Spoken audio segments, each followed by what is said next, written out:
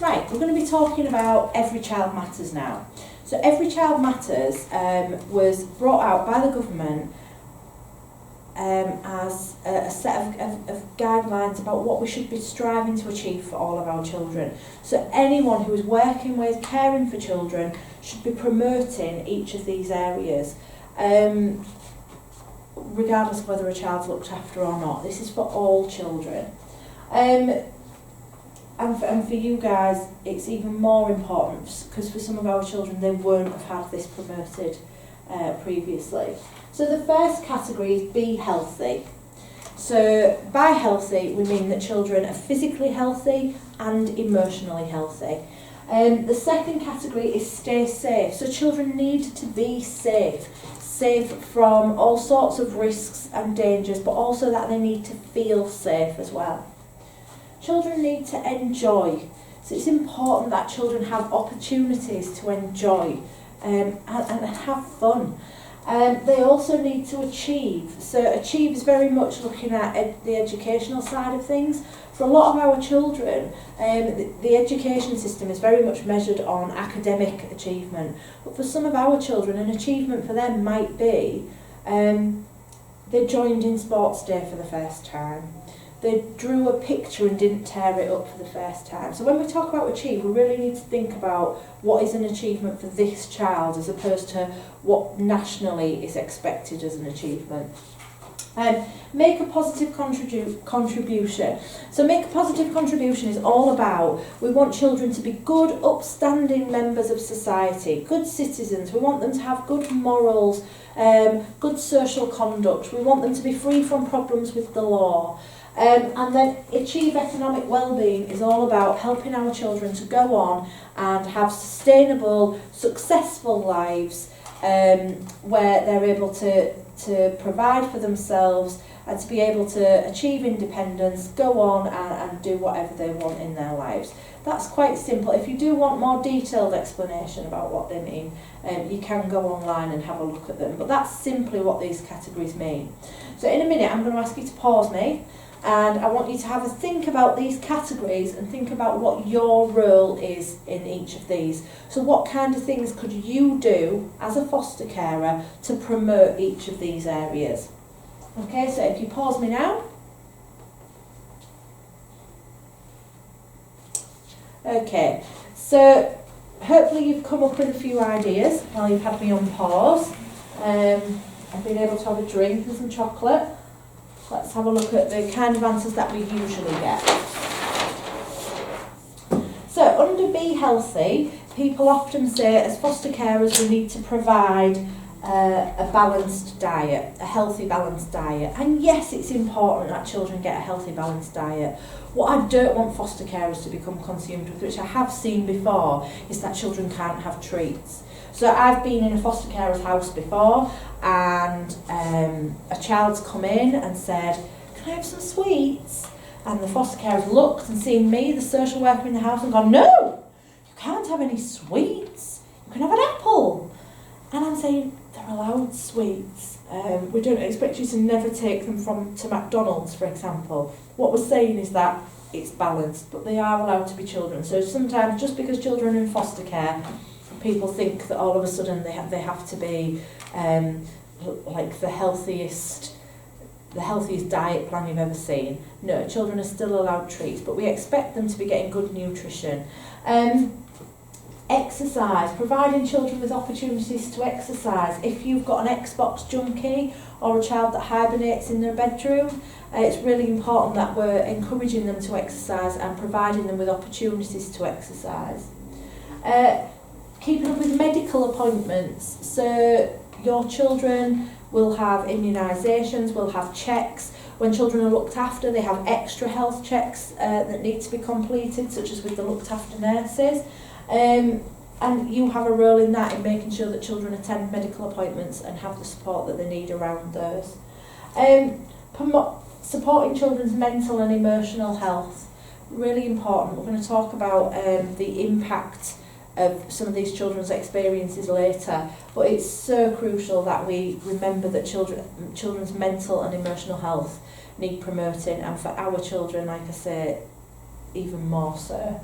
As foster carers, you need to promote children's sexual health, and this starts off very young. So you might have a really young child and think, well, I'm not talking to them about sex. But schools have programmes, and as a foster carer, it's important that you understand what the school are talking about at the moment, so you can reinforce things at home. And we don't want children to get mixed messages either. So promoting sexual health is vital as well. And if you do have a young person in your care who is having sex, then make sure that you can have those conversations.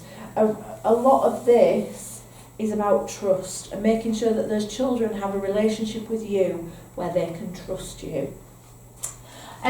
So under Stay Safe then, what people often come up with is home safety. So as a foster carer, as part of your assessment, you will have a home safety check completed, and you will see that they've gone through your house with a fine-tooth comb. That's because there's a lot of things that sometimes we don't think about. And if you haven't had a little one in your house for a long time, then all of a sudden you've got a little one, there might be things that you suddenly need to think about. I've got a 2-year-old, my house is full of safety gates, cupboard locks and things like that, so you can't even access your own home, but at least the little one is safe. Just a note on there, just to let you know that ROSPA, the Royal Organisation of Society of Prevention of Accidents, something along those lines, have said that socket covers are not safe. It's safer to leave the socket open than to put a cover in it. There is some electrical science behind that. I won't try and explain it to you. You can look that up for yourselves, but just to let you know that socket covers are not. But we need to think about trailing wires, panhandles, and knives close to the edge of the table. I had a foster carer who had a child who pulled a hot cup of tea on himself. She didn't realise that he could now climb up onto the table. So we might set our home to be physically safe, but we need to remember that children grow and develop, and we need to keep thinking, oh, is it still safe? Is it still safe? Is it still safe? So home safety, creating stability. So for children to feel safe, they need some sort of stability. And before they came into your care, lives felt very unstable. One, because they've been taken away from their home, from their parents, and placed somewhere else. So we need to create stability. We need to give children the message that we're here, we're not going anywhere. And when we look at how the brain develops later, just telling children that isn't enough. It's about being patient and about giving children the nurture and the time that they need. Monitoring activities. So, we need to know where our children are. We need to know what they're doing. And if it's not appropriate, then we need to do something about that. If you've got littlies, again, you're going to be with them and not leaving them to do whatever they want. Being a good role model. We've said about this before, but absolutely crucial when it comes to staying safe. Don't ask your children not to do something that you're doing yourself, basically, and be that positive role model. Let them see what you're saying rather than just hearing it.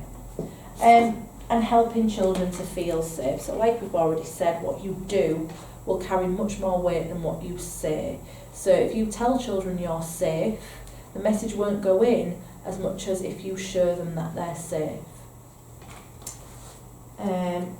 Under enjoy, we've got holidays.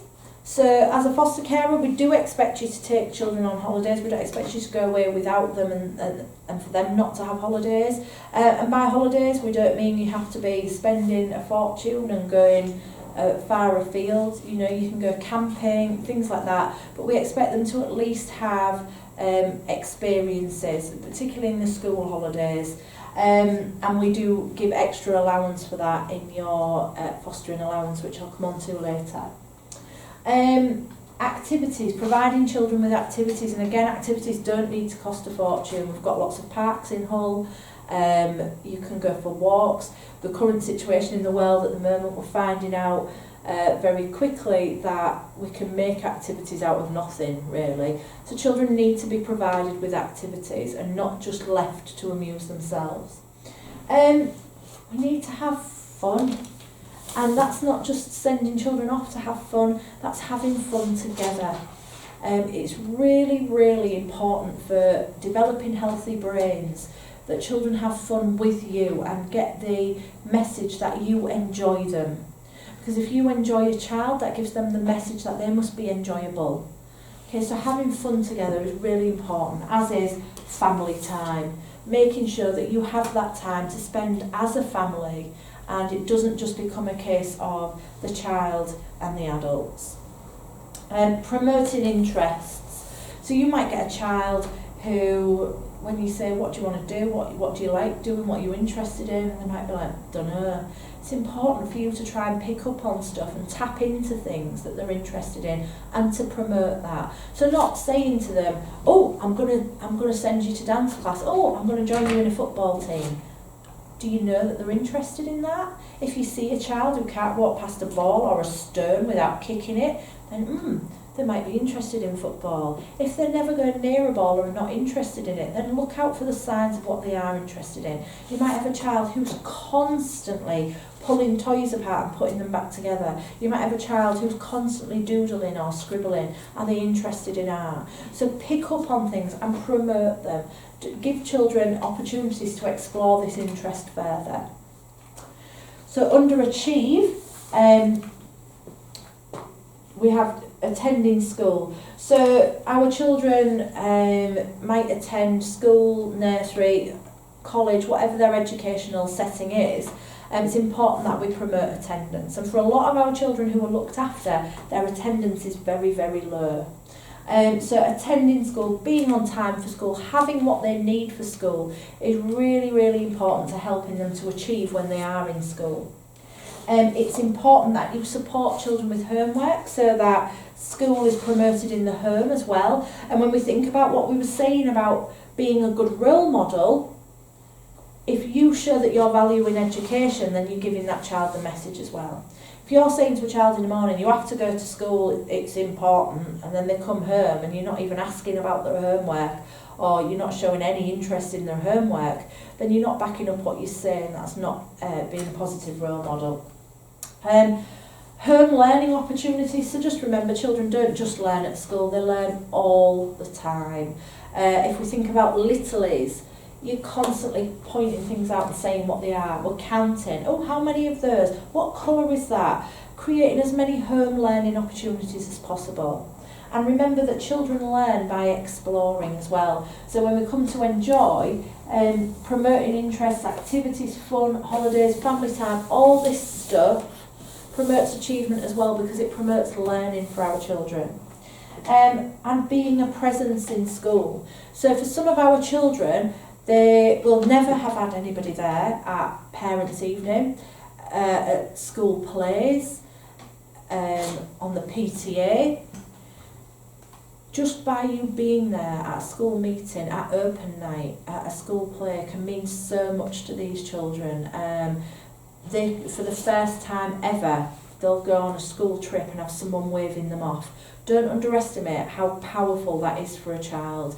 And like I say, just saying to a child, I care about you, I'm interested in you, doesn't go nearly as far as showing them. And just being there going, bye, have a nice school trip, can mean so much to a child.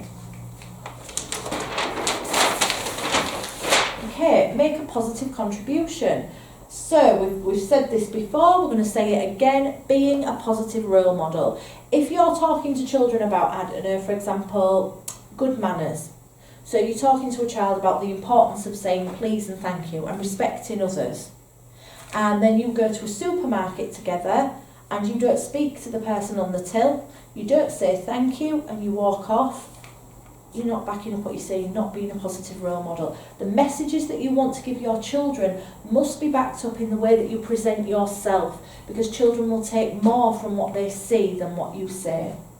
We need to build relationships with these children. So some of you will already have a relationship with these children, a strong relationship, that's great, and That's why these placements are so important. But we do have connected persons, and you might be one of them, who haven't actually met the children before, or who have only seen the children a small amount of times.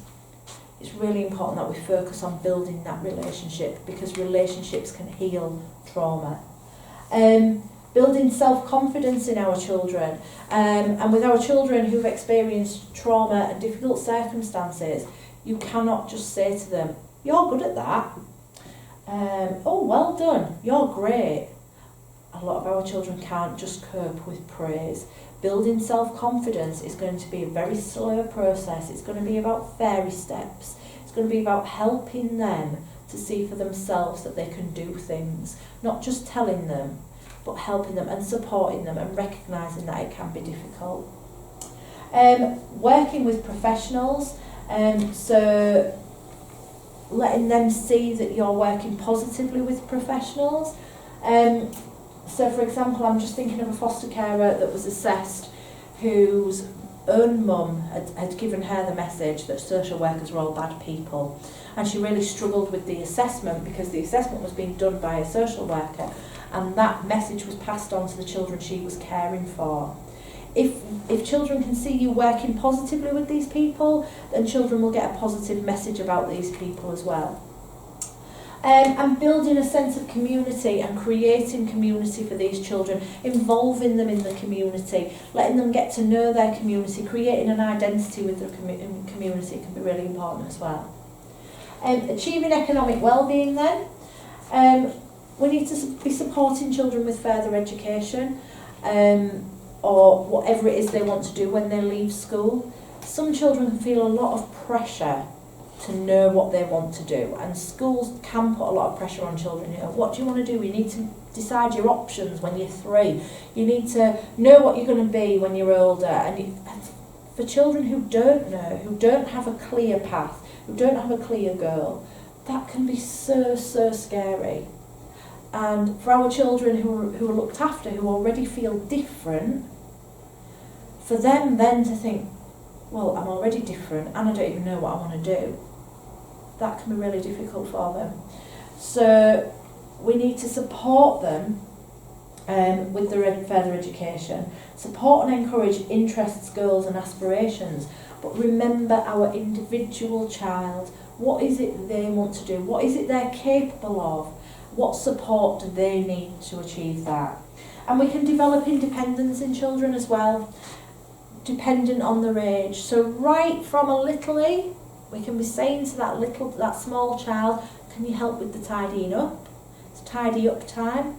All these things are life skills, if you like. Up to the older ones where we started to teach them to use the washing machine, to change a light bulb, all those kind of things. We need teaching responsibility with money.